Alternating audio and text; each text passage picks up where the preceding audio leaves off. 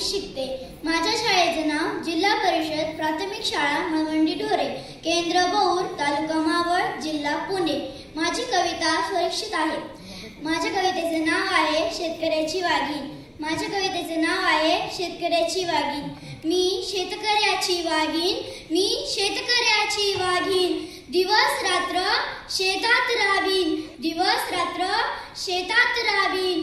कष्ट करता घाम गाळीन, कष्ट करता घाम गाळीन।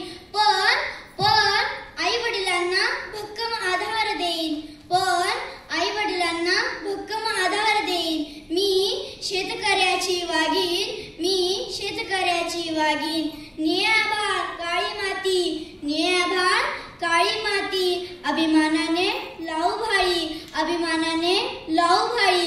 सकाळची सुंदर भुपाळी, सकाळची सुंदर भुपाळी। मी शेतकऱ्याची वाघीण, मी शेतकऱ्याची वाघीण।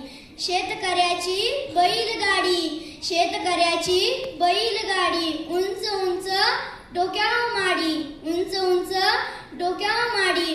हवेत विमान चालवीन, हवेत विमान चालवीन। आई वडिलांना जगभर फिरवीन, आई वडिलांना जगभर फिरवीन। मी शेतकऱ्याची वाघीण, मी शेतकऱ्याची वाघीण।